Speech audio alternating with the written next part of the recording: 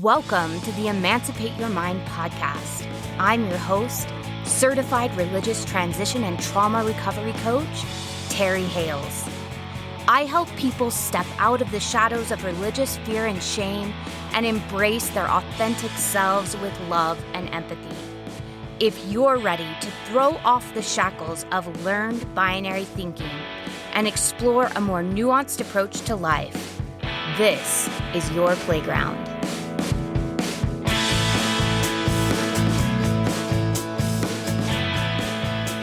Hello, welcome back to the Emancipate Your Mind podcast. This week, and actually the next couple of weeks, we are going to be covering some heavy topics. So just before we even get started, if the title of this episode didn't clue you in, this is a trigger warning for you. We are talking about triggers. We're going to be talking about religious trauma syndrome. We're going to be talking about all the things that can make us feel unsafe as we're processing through religious trauma. And this could be triggering not only for those of you who have experienced religious trauma, but anyone who has experienced any kind of abuse or trauma in your life. Just be aware that this could bring up some feelings. This could trigger you as well. And I want you to know that if at any point this gets to be too much, you are the authority in your life, always. You get to decide if it's being too much, listen to your body, turn off the episode, come back to it later if you want. Listen to what your inner knowing is telling you and give your body what it needs, okay? So if at any point this gets overwhelming, please pause.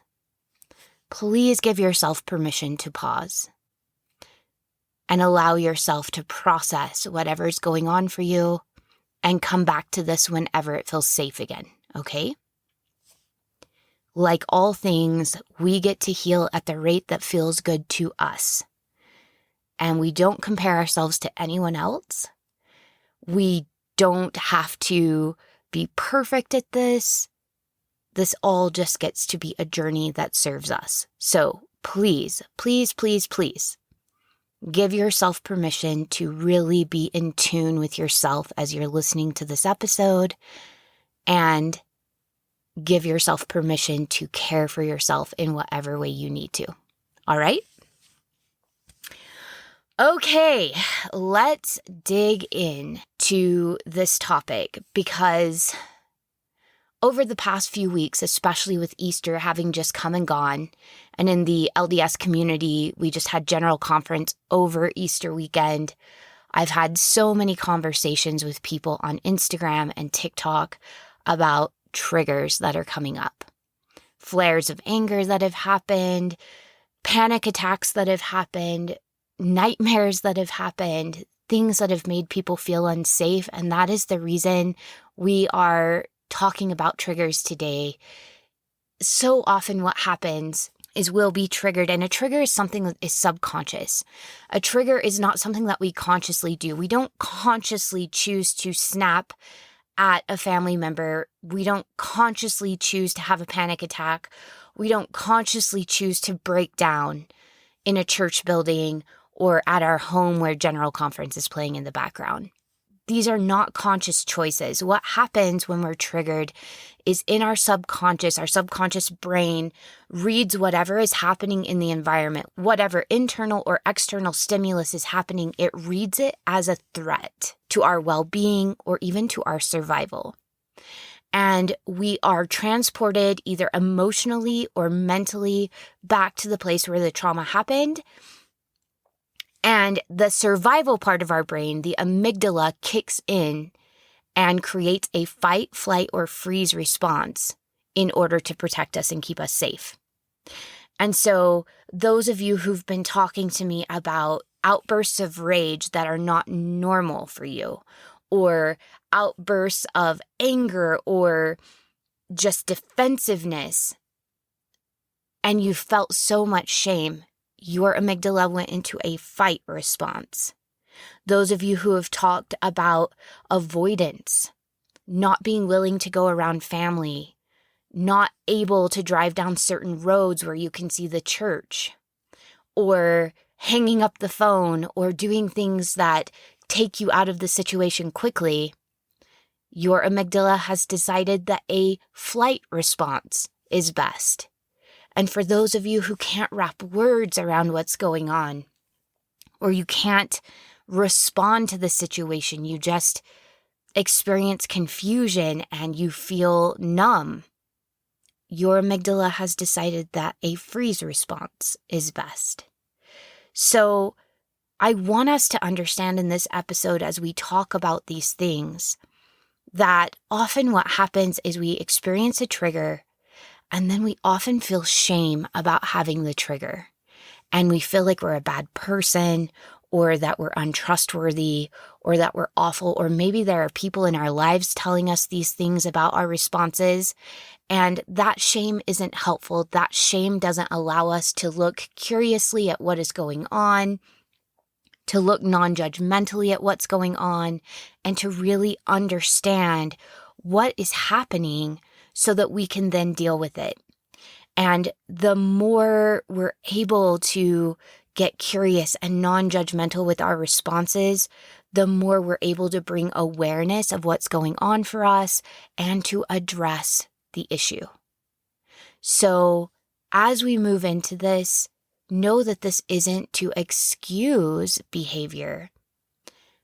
This is to show compassion for ourselves so that we can move through our behavior.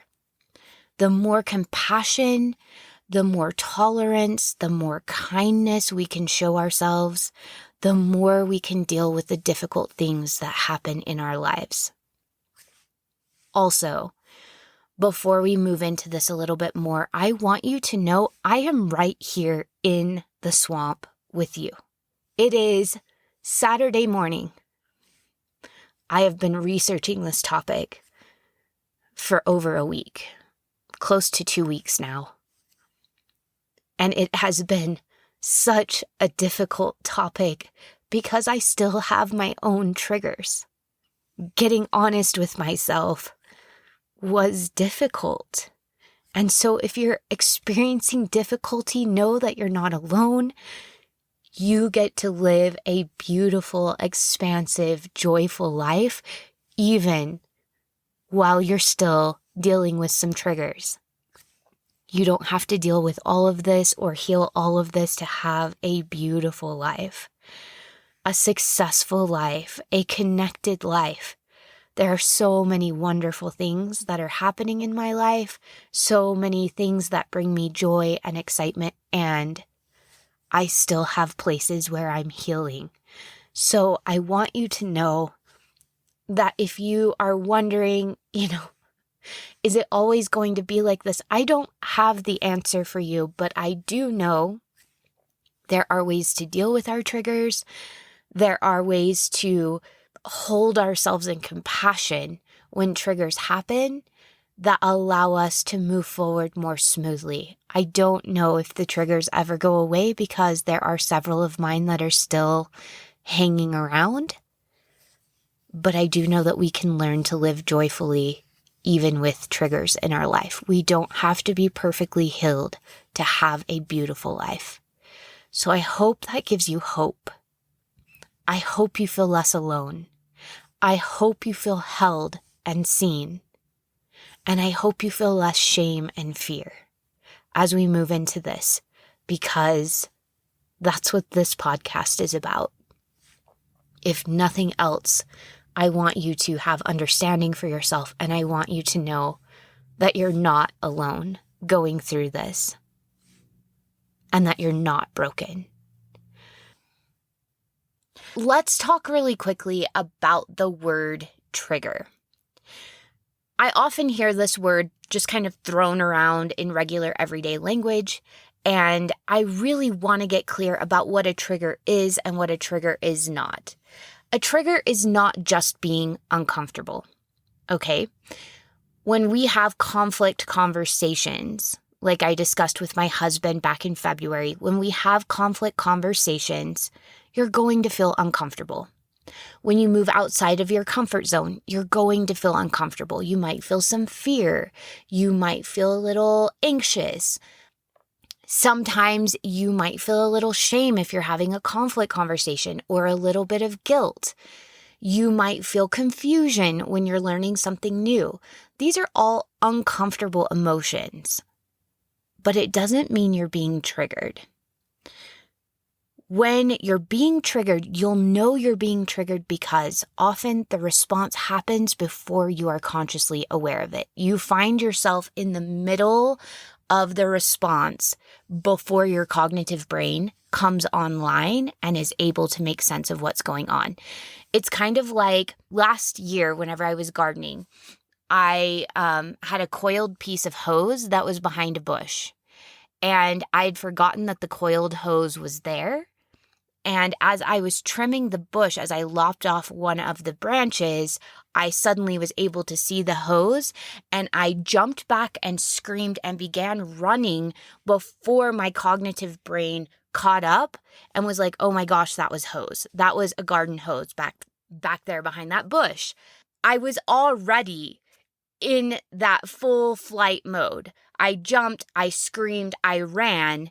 Before I was halfway across the yard, you guys, before my conscious brain caught up and brought that picture to my mind where I could see the green with the white stripes and recognize that is a garden hose, not a snake. And then, of course, we kind of tentatively come back and look, and I'm like, yeah, it is. It's just a hose. There's no snake there. So that is what a trigger is like. A trigger is something we react to, and we are already in motion. We're already either fighting or flying before our brain comes online and we're like, wait, what is going on here? If you're having moments like that, the chances are you're being triggered. Something is happening that's either emotionally reminding you of trauma or mentally reminding you of trauma, and your body is going directly into fight, flight, or freeze to protect you, to keep trauma from happening to you again. That's different than when we feel just uncomfortable emotions, right? This isn't just about uncomfortable emotions. It's like an uncomfortable emotion mixed with automatic action, okay? Some of my clients, for instance, will talk about driving past a church and having a panic attack. They are hyperventilating, their hands are shaking, their heart is beating fast, they're sweating. And it's not until maybe a few minutes later that they recognize, I just drove past the church. Their body reacts as if they are right in the middle of the trauma again, and they're preparing for fight, flight, or freeze. Okay, so I hope that makes sense. If it doesn't, please Instagram me. We can talk about this more. You can email me. We'll talk. But triggers are very automatic. They happen before we're consciously aware of them. And that is why it's so important to talk about them, because so often they're reflexive. We're not choosing to react in these ways. We are reacting from instinct in a way to keep us safe. So we can show compassion to ourselves and gratitude to ourselves. These responses are meant to protect us. They're evolutionary. It's part of why the human race has survived and procreated and evolved to create such amazing things. We were able to live and survive because of this amygdala, this part of our brain that is purely there for our survival and the propagation of the species and to get our basic everyday needs met. So grateful for that lizard brain. Okay. Let's talk about where these triggers come from, because the triggers come from one of two places. You'll either have internal triggers, meaning things that come from inside of you, and you'll have external triggers, things that come from outside of you. So let's talk about internal triggers. So it's anything that's inside of you that reminds you of the traumatic situation.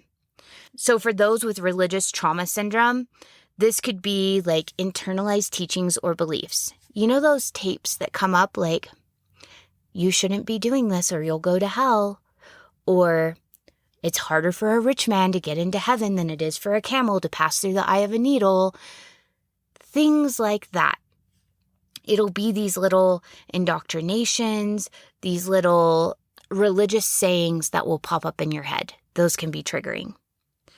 Being critical of ourselves is another one. All the shame and fear messages that we internalize that we then use as a taskmaster on ourselves. Those can be triggering. Fear-based messages from our childhood about hell or the rapture or being punished or lakes of fire and brimstone, losing the Holy Ghost, things like that. I don't know if you guys have ever found yourself doing this, but hymns you find yourself singing. I'll be over there chopping vegetables for dinner, and suddenly I will break out into, "There's a right way to live and be happy. It is choosing the right every day." And I will lose my stuff, right? Like I will lose it, and it comes from inside of me, from my own internal radio. Who knows why I started singing Choose the Right? Who knows? But that's what happens is I start singing a hymn and then suddenly I'm like, oh, or Praise to the Man. If you're LDS, you know that that is a super triggering song if you've left the church. So when we find ourselves singing hymns or things, that can be really hard. Phrases or words we hear ourselves thinking. This used to happen particularly the first couple of years after we left the church. I would sometimes finish sentences with scripture verses, or I would hear myself respond to people with a phrase from the temple. I actually started reframing that and using that in a humorous way, and it was able to take away those triggers, take away the power of the triggers, because I was able to say, okay, well, I can use temple language and I can use scriptures in a sarcastic or funny or humorous way. And then I get to take back the power of those phrases. They get to belong to me in a different way. So you can do this with any of these things. You can find a way to make these things humorous. You can find a way to make them sarcastic. You can find a way to, you see a lot of people on Instagram making memes out of things, making funny videos out of things. It's because they're taking their power back. They're taking things that used to feel sacred and religious that are triggers for them, and they're creating something that feels like they've taken the power back, they've taken the meaning back from those things, and they're using them in a way that serves them. So definitely with any of these internal triggers, feel free to reclaim those things and repurpose them into something that serves you. Emotions we feel. So, for instance, if anger was an emotion that was taboo in your religion, feeling anger may trigger you, or feeling shame may trigger you. Feeling loneliness may trigger your trauma. Our routines. Okay, so I'm going to get real personal here. Routines were a big one for me, and there still are a couple of routines that can be triggering for me. But in an authoritarian church where women were subtly devalued and where men were elevated and where I was told that my worth came from being a mother and a housewife, that was the pinnacle of my contribution here on earth, the kitchen and cooking became very triggering for me. The act of cooking reminded me so much of my years in the Mormon church, that it became something I had to start sharing with my kids. So my kids started to learn to cook, my husband started to cook, or we did takeout, or I would cook one big meal and have everybody help me because that was less triggering, and then we would kind of eat that meal several different ways throughout the week. But the first year or two, cooking was incredibly triggering. Just that routine of cooking. Journaling. I could not journal for a couple of years. That's why I'm always saying, this is a great writing exercise, but if writing is triggering for you, then please use the voice memo app on your phone or find another way to get curious with yourself, or do a processing session with a friend that can hold space with you where you can verbally process with them, because journaling was incredibly triggering for me. It was something I did from the time I was 8 years old, and often my journals, I even censored my journals often to make sure that people that came after me wouldn't judge me, that they would see me in a righteous light. And so even journaling felt very unsafe for me for a while. Washing and folding laundry, or really a whole bunch of just any of the chores that I did that were considered mine that I didn't want but felt I had to do, could be really triggering. Driving past the church building. So our church building is on one of the main roads, and I would go out of my way sometimes not to go on that road. But if I found myself needing to be on that road, that could be really triggering. Just the routine of driving down that road, even before I got to the church building, just the routine of driving down that road, knowing what was coming. Sometimes a lot of the anxious feelings of heading to church, or the harried, stressed, my kids are crying and screaming and I'm trying to get there and be perfect feelings would come up. And those were things I needed to deal with. Sunday mornings. For the first year, Sunday mornings could sometimes trigger shame, fear, sadness, loneliness. Monday nights in the LDS church are what we call family home evening nights. And Monday nights could be very triggering because we used to have a very scheduled, this is family time, and it was very structured. We have a prayer, we have a devotional thought, we have a game or something that we do, an activity to do, and then we have a treat. And it was very, very structured. And so Monday nights were a little bit of a grief, not because I missed family home evening, because we've created other family rituals, but just remembering the perfectionism, remembering how hard I tried, remembering all of the shame and the grief I gave myself over not doing that perfectly could be very triggering for me. So if you're listening to this, I want you to take just a moment, pause if you'd like. If you're feeling safe enough to do so, just take a moment and write down, what internal triggers are you aware of? And have these triggers resolved? Like, I can cook now in my kitchen just fine. Cooking means something different to me. It's something that I reclaimed. And I reclaimed it through identity recovery, right? I realized cooking is something I love to do. I get to claim that as part of me, not part of my church experience. I want you to go through and look at, what are my triggers? Or if you want to, and you've been out for a while and you've been doing a lot of healing, what were my triggers? And are they still my triggers? And if not, what did I do to reclaim that part of myself or to release that part? What did I do? And just get curious with yourself. So take a moment and just pause, write those things down, get curious with yourself, explore that part for a little bit, and then come back when you're ready. Okay, next we're going to talk about external triggers. And external triggers usually come from the 5 senses. The first one we're going to talk about is sight. And we're going to kind of just go down how this might look. And then I'm going to talk about common religious trauma triggers that come from each of these different senses. So with sight, it could be someone that resembles the abuser.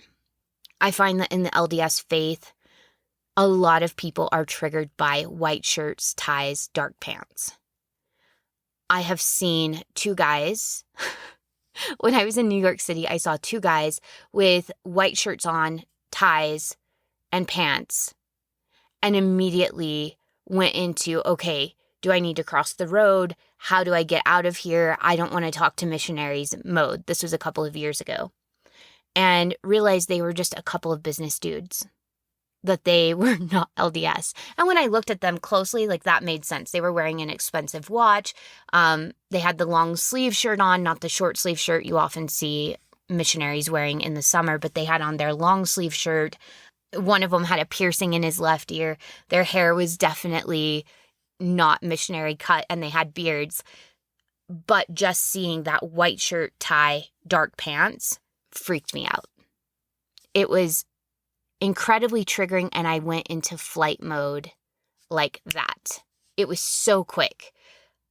And by the time my conscious brain came online, I was like, wait, these guys have beards and sunglasses and really stylish haircuts. And that guy's wearing a very expensive watch. These are not missionaries. There is no name tag. But sometimes we can be triggered just like that whenever someone looks like people who've been part of the abuse, right? I can also get this way, you guys, if I see a woman wearing Bermuda shorts, or if I meet a new friend and you are wearing Bermuda shorts, or you're wearing a tank top over a modest t-shirt underneath, I'm going to be on guard. And it has nothing to do with you. It has everything to do with, I have to talk myself down from it. I have to be like, okay, this doesn't mean she's going to judge you. This doesn't mean that she's going to be harsh. This does not mean any of that. This means this is her style until proven otherwise. I have to talk myself down, and even sometimes talking myself down does not work. So just know that when you see people that look like people you experienced abuse with, it can be triggering, and it doesn't necessarily mean anything about that person. It just means it's just something to get curious with yourself about and be like, okay, so Bermuda shorts and tank tops over modest t-shirts, this is a trigger for you, and just get curious with it. The more curious and kind we can be with ourselves as we explore, the more we get to understand what's going on for us, and the more clues we get about what we need to do or what we might want to do in order to resolve that trigger. So the things that I've come up with to reclaim and resolve some of my triggers might not work for you, because I'm me and you're you. But as you get curious, you'll be able to feel what your body wants to do, what your mind wants to do, what your emotions want to do in order to resolve some of these triggers. And that's really one of the key and most important things, is allowing your body to move emotional energy and to just move physically even.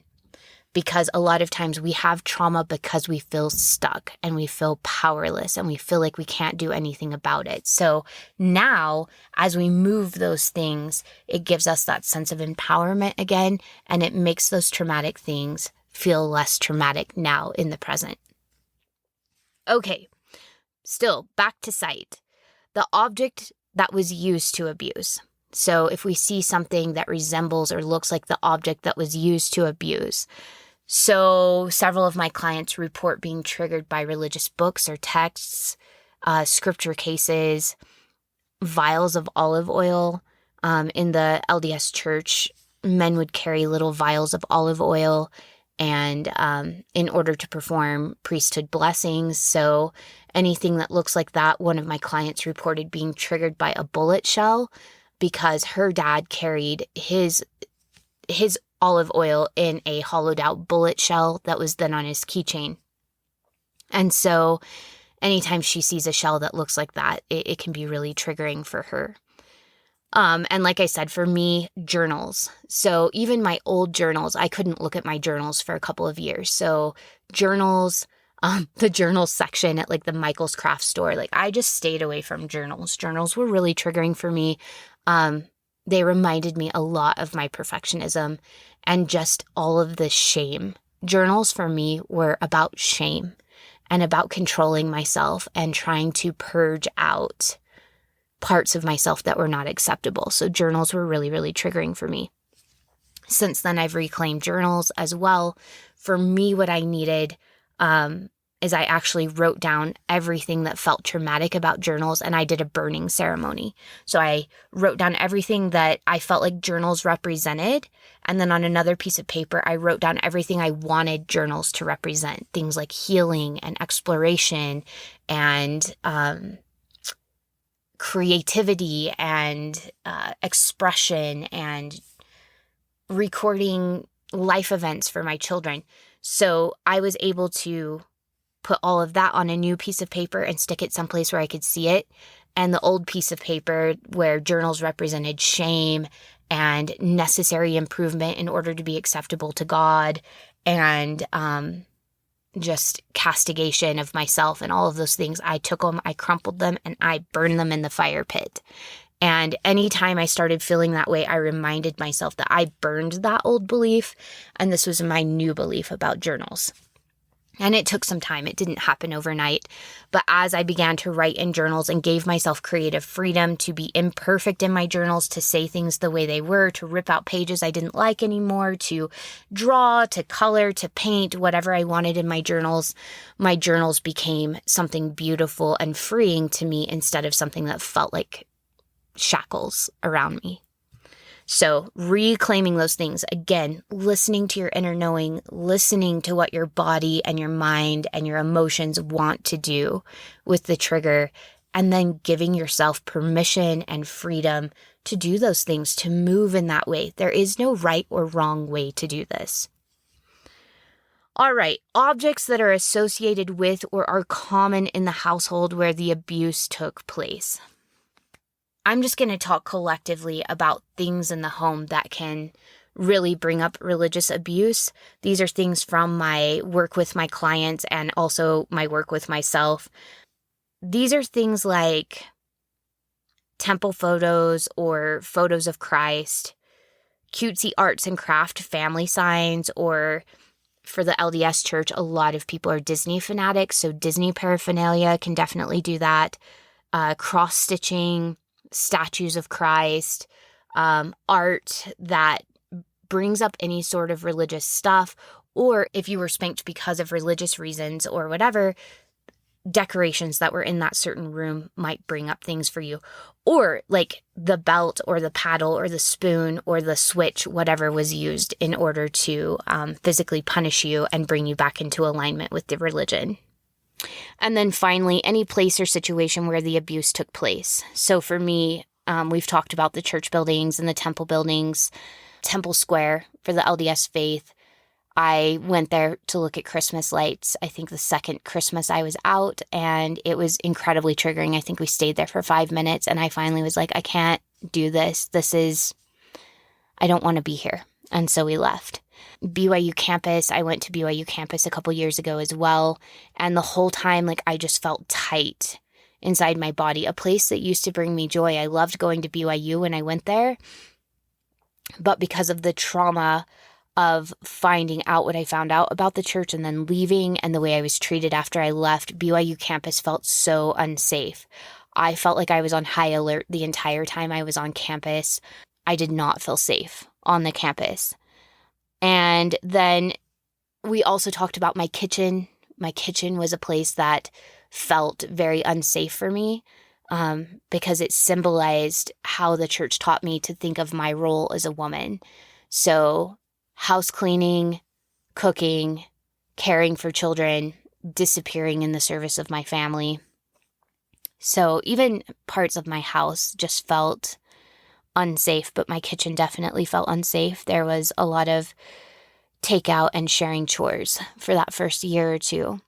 Or even places where your family used to gather or go whenever you were actively participating. So if you had a certain park your family would go to after general conference, or if you had a certain retreat that you guys would go to. I know that some of my clients would go to the Aspen View, I think is what it's called, but there's a retreat up near Sundance for LDS families, and it's supposed to bring them closer together in the church so they don't go to Sundance to ski anymore because it just feels very, very triggering. Really just thinking about things like that. And feel free to pause after each of these if you want to get curious with yourself. Pause and journal or voice memo yourself, or just reflect on what sites bring up these things for you, what things that you can see are triggering for you, and get curious. And are they triggering in certain instances but not other instances? Just all of those things. Okay, so the next sense that we're going to talk about is sounds. Anything that sounds like shame or fear could be really triggering, like tones of voice, whispering, etc. Any sound that might have been in the place prior to, during, or after the abuse happened, like certain music. Like for me, pipe organs are a big deal in the LDS faith, so pipe organs have just lost their magic for me. And it can sometimes trigger tears or deep sadness. In fact, we just watched Murder Among the Mormons on Netflix with a group of ex-Mormon people. And it was interesting to watch everybody's reactions as we were listening to the pipe organ music cue up with the visuals of the Mormon Tabernacle Choir, which their name has changed and I don't remember what it is now. The choir at Temple Square or something like that. But those sounds can bring really visceral reactions up in us. And it was interesting to notice people tense up, to watch people's fists ball up, to watch their skin flush, or even to watch hands shake. It was really triggering watching. We just watched one episode with everyone. It was very triggering for a lot of people. And it can be any other noise. So for some people, the sound of wind through the pines, if there were a lot of pine trees next to the church that you went to, or the places where you would worship, or the sound of car doors slamming, or the sound of water, the sound of crowds, the sound of crickets, it could literally be any sound. Anything that resembles the sounds the abuser made. So tone of voice. In LDS culture, we have General Conference, which is a 2-day conference. It is hours upon hours of listening to people preach. And there is a tone of voice that we often refer to as the General Conference voice. In fact, some people would say that I'm using sort of a General Conference voice here. We're kind of taught to use that. And so this podcast may be triggering for some of you because of the tonality of my voice. And so you get to honor that if you want. If you can't listen, that is okay. If there are people that are like, I can't handle it. I've had people say that about my YouTube video. They're like, I can't listen to you because there is a General Conference quality to the way that you're talking and the way that you're conveying information. And I get that. So that tone of voice that's very like soothing and it sounds sincere and it's calming, and yeah, that can be really triggering. Then there's also the cadence of speaking. So how quickly or slowly the words are coming out. For me, I didn't notice this until this last General Conference because I haven't listened to General Conference for a couple of years, to be quite honest. But watching that Murder Among the Mormons, I was like, I am not triggered by conference music or conference voices anymore. So I decided to listen to conference and look. I went on a bite model Easter egg hunt on TikTok, which is super fun. I'm still going through it. I'm taking it slowly because I don't really want to listen to hours upon hours of General Conference talks all at once. I don't feel like that would be healthy for me. But I'm taking one at a time and really deconstructing it and looking for bite model control tactics in each of the talks, and it's been fascinating to do. It's been so fun. But I noticed that a lot of the general authorities in the LDS church, when they say their S's, they whistle, and it's like nails on a chalkboard for me. And then also really sugary, sweet female voices are really difficult for me. I call those primary leadership voices. So anytime someone speaks in a really sweet, almost kind of a babyish voice, it's really triggering for me because those women were held up as examples for the rest of the women to follow. All right, and then actual words. So either words of abuse, if people actually said shame or fear messages to your face, hearing those same phrases again can be really triggering, or words unique to the abuser. When it comes to religious trauma, it could be passages of scripture, prayers, certain phrases that were used during your abuse, or even just words that your abuser used particularly. So in the case of myself and my clients, words like eternal families, angel mother drives me up a wall because that used to create so much perfectionism inside of me and so much shame. So the word angel mother. We're all just human mothers, okay? We all just get to be humans who are beautifully imperfect. And we just get to be ourselves. The words together, truly happy or true joy. Anytime the word true is used in front of something, it feels really controlling, and it can definitely trigger a strong defensive fight response inside of me, depending on who's saying it. All right. Smell. So anything that resembles the smell of the abuser and or the place where the abuse occurred. So recently, I want to say like a week or two ago, In one of the ex-Mormon recovery groups on Facebook, somebody posted a picture of a church hallway. And for those of you who are LDS that are listening, I know that you're getting smells in your head right now as we speak, as we look at the industrial carpet and then that shaggy, like burlap, woven, whatever that was on the walls, and the industrial tiles on the ceiling and the fluorescent lights and the cinder block. Church buildings have a smell. It's kind of this musty, molding. It doesn't have a warm, inviting, pleasant smell. It's got this like, I don't know, dirty, old sort of a smell to it. And for many of us, we spent our Saturday mornings cleaning these buildings.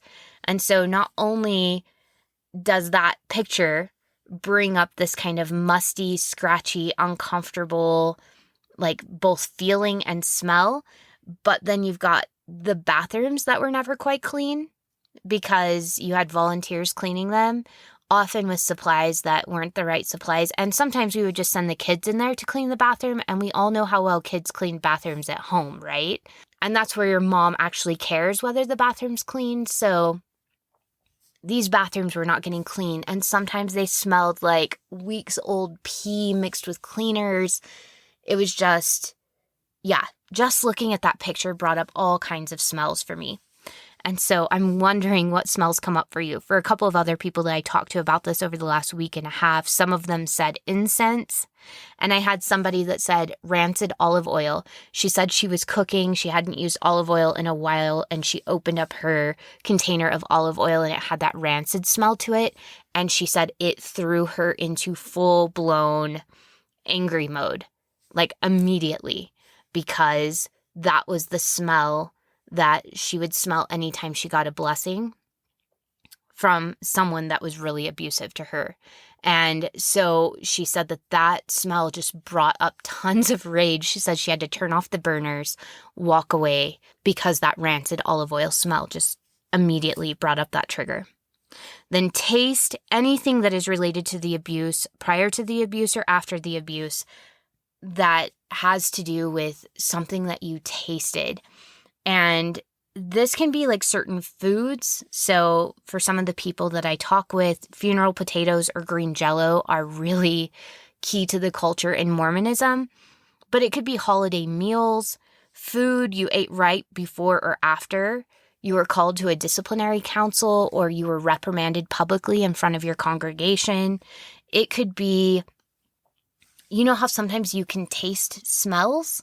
So it might be more visceral than just a smell. It might be something that you could like taste on, like in your mouth. It might be bile. Again, that would be more of an internal trigger, but it might be the taste of bile or just like the taste that's in your mouth whenever something is happening to you that was really traumatic. And the last sense is touch. And it's anything that resembles the abuse or things that occurred prior or after the abuse having to do with touch. For me, when anyone rests their hands on the top of my head, I freeze up. I tense up really, really quickly. And I didn't recognize this until my husband was just standing behind me and kind of rested his hands on top of my head about a year ago. And I noticed my shoulders got super tight and I got super tense all at one time. But we have laying on of hands on the head in the LDS church.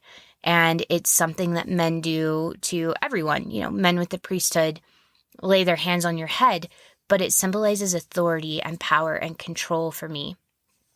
And so having people's hands on my head can feel really triggering, even if it's my kids that do it.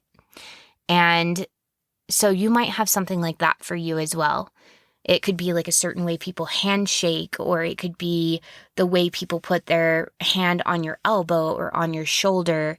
It could be people standing too close, or even the way someone approaches you. So something to get curious with. And the last couple triggers I want to talk about, I just want to explain a couple of things because this has been really confusing for some people. We can also be triggered by people who were connected to the experience. This is often why even when we have healthy and loving relationships with still practicing family members and friends, it might be hard to be around those people while we're healing. So even if you have family members and friends that weren't directly abusive to you, just the fact that they were part of the culture where the abuse happened can make it really difficult to be around those people.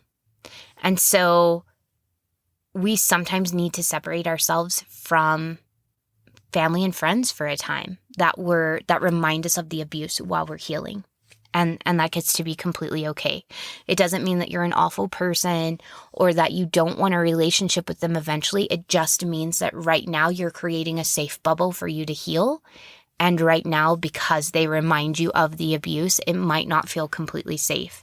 And they might not understand that. And that can be really difficult sometimes. Also, certain dates in the year might also be triggering because of the deep ties to religious abuse. So holidays. Easter was so hard for so many people. I talked to people who were Catholic. I talked to people who were fundamentalist Christian before they transitioned. And I talked to people who were Mormon. And Easter was a very difficult time for a lot of people because family was like, come over, have dinner with us. But the religious significance of it, really difficult. As well as sometimes, the taste, the food, the sounds, the people, like all of it was just really triggering. So holidays can be incredibly triggering for some people. Christmas was really triggering for me for a lot of years. It's finally getting to a place where I feel like it's less triggering because I've created my own meaning for Christmas that has nothing to do with the old religious ways of doing things. And your own baptism, marriage, dates, those can all be very triggering. So just paying attention to what's coming up for you. And this really all goes back to just being present and mindful with our bodies. Our bodies will tell us the information we need to know.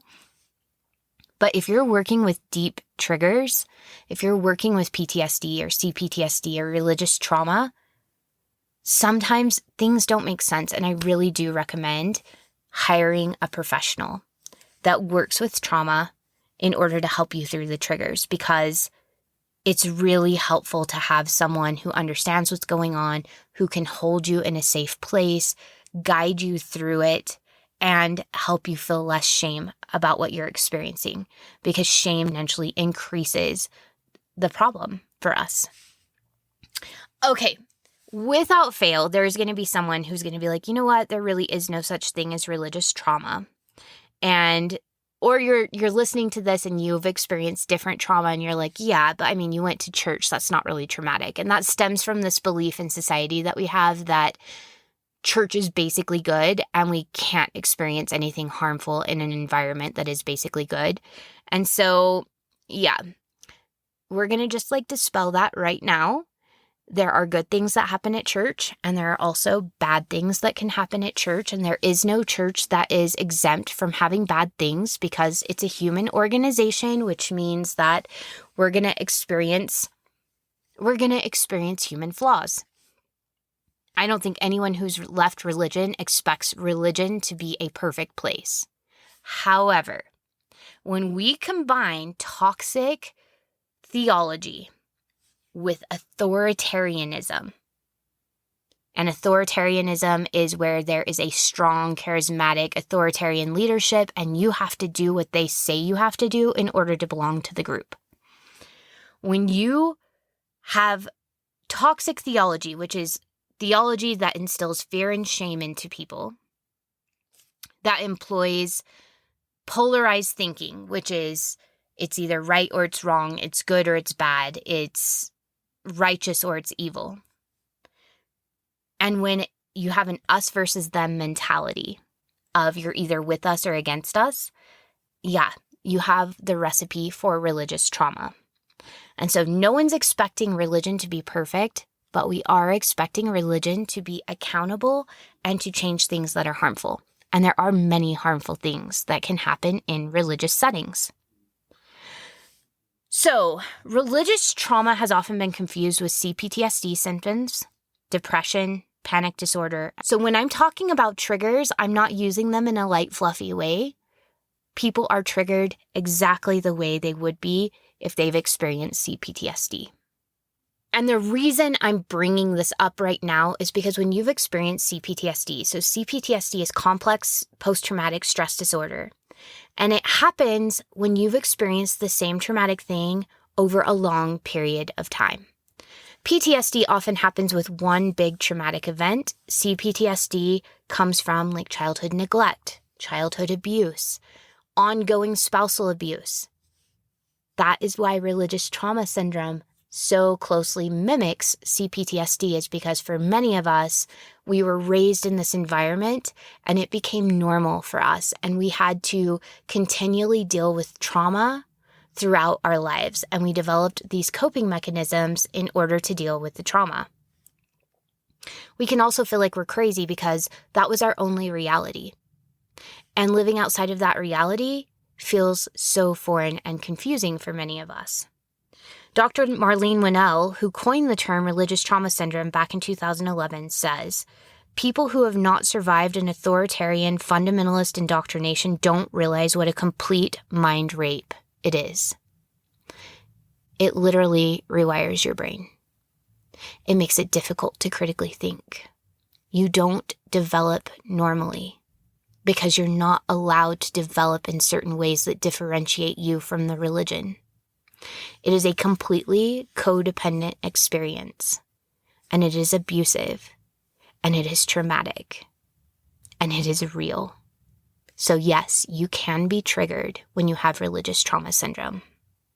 People who are healing from religious trauma syndrome often experience intense bout of panic that come out of nowhere. They wrestle with feelings of confusion, paranoia, and rage.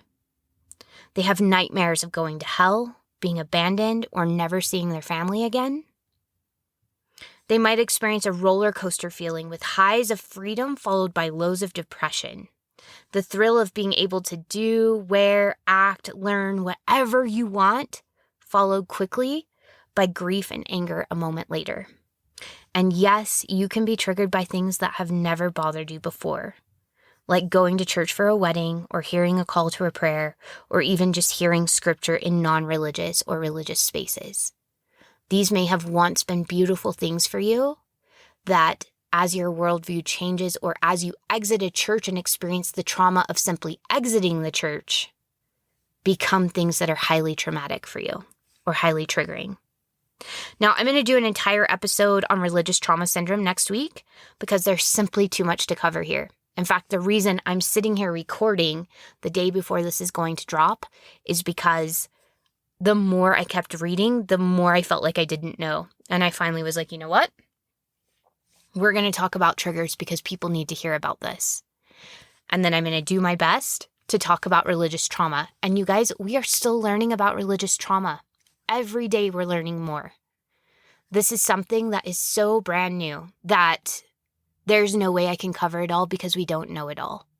I'm going to share with you what I know because I know this for sure. When we're able to wrap words around our experience, when we're able to make sense of what has happened, it has less grip in our lives, and we're more confident and we're less likely to be gaslit by those who are still in and by those who don't understand our experience. I want you to understand that what you're going through is valid, that you deserve empathy, that you deserve compassion, and that there is hope for you to live a completely whole, joyful, and wonderful life. And all of these episodes are meant to help you find that healing and that understanding and that ability to take your power back and move forward.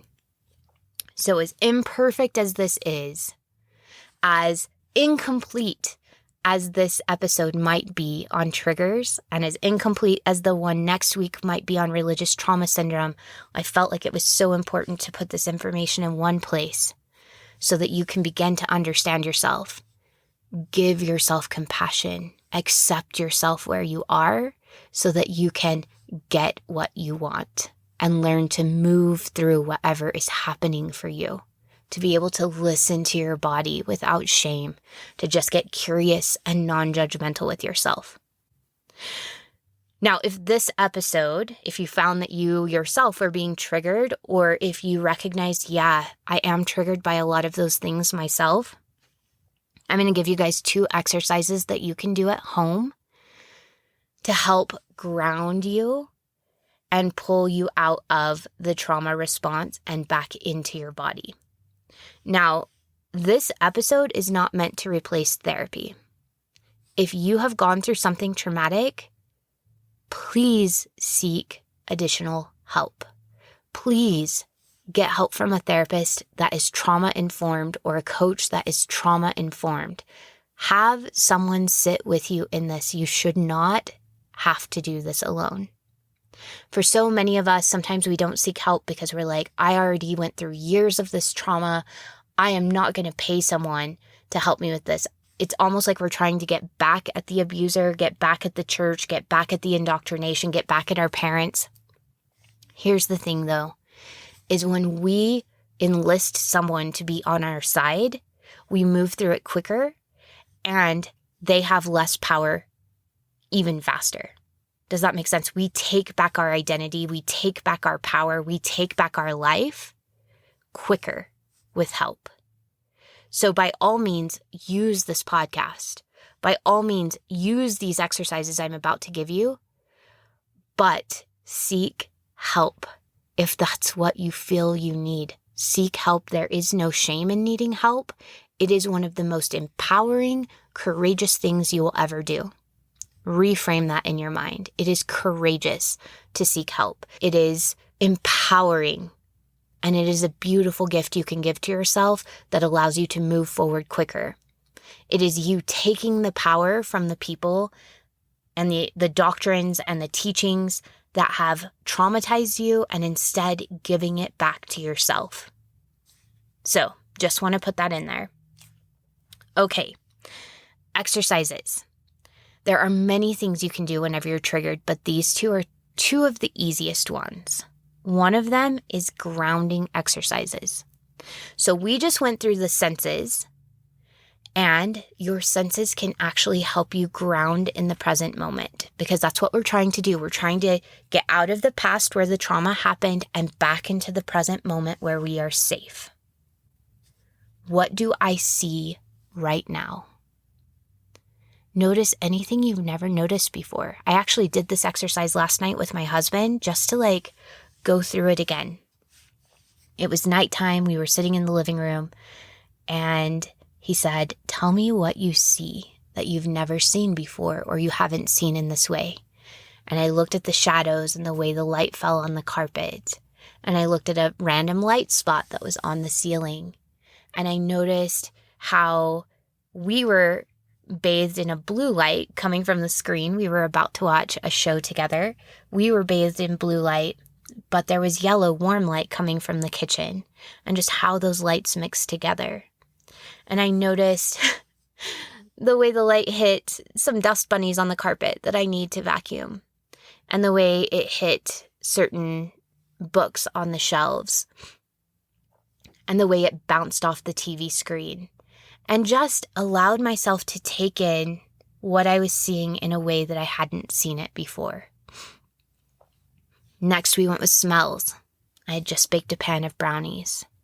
I could smell the brownies, but I could also smell the cleaner from the countertops I had used just before that, and a candle that I had burning.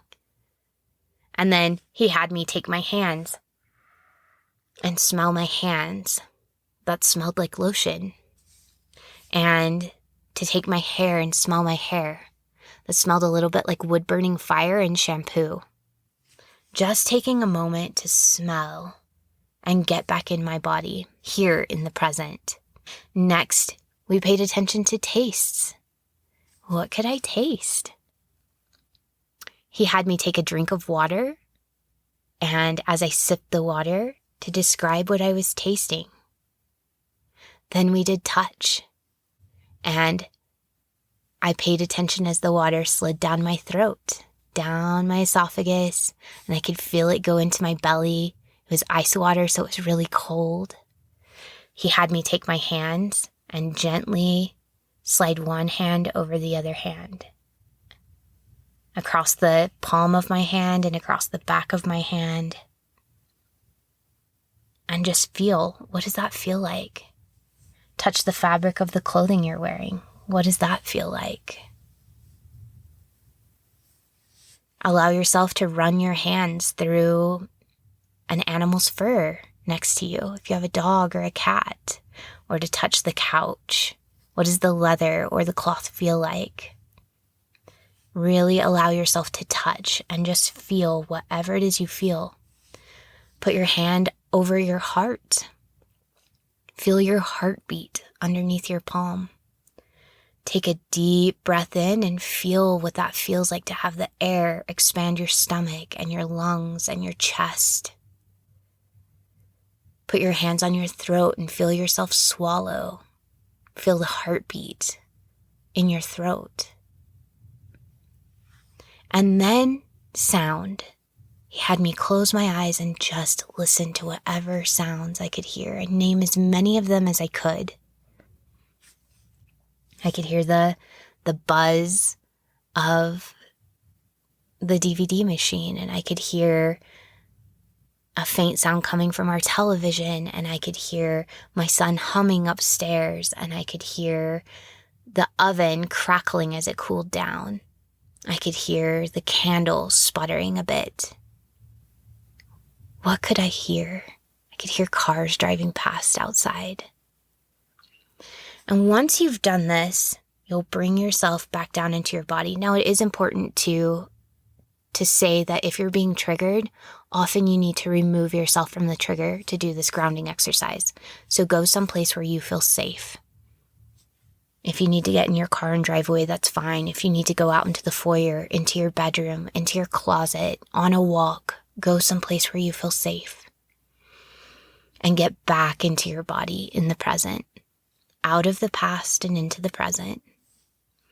Out of that disembodied place we sometimes go to when we don't feel safe. You know what I'm talking about, where we get up into our head and our head starts spinning?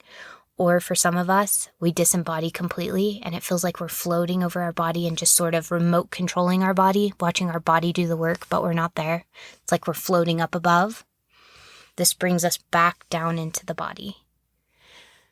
When we're in the body, then we can start to listen to the body's knowing. What does our body want and need from us? Often our body will tell us how it wants to move. Listen to that. Allow it to move the way it needs to move. Allow it to work through whatever energy is there, whatever emotion is there. Listen to your inner wisdom. It will guide you to exactly what you need to heal once you're back in touch with your body and present. Another way to get back in touch with your body is square breathing, and you can use this with the grounding exercises. I actually like to remove myself from the trigger and I square breathe first, and then I ground. Square breathing is where you breathe in for a count of 4 slow seconds. You hold it for 4 seconds. You exhale for 4 slow seconds. And you hold for 4 slow seconds. When we're triggered, often because we're in fight or flight, our breathing speeds up, our heart rate speeds up, and everything starts going really fast, and we are acting from a place of instinct. Square breathing slows everything down. Again, brings us back to the present where we can be mindful and allows us to act from intention instead of react from self-preservation.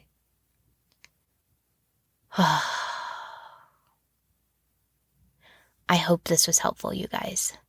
This was such a difficult podcast, mainly because as we talk about triggers, we revisit our own, and it's meant to be that way. Triggers are not bad things. Triggers are simply ways that we have developed to protect ourselves, ways we've evolved to keep ourselves out of danger. And honestly, I'm finding that triggers can be really, really useful for me for healing.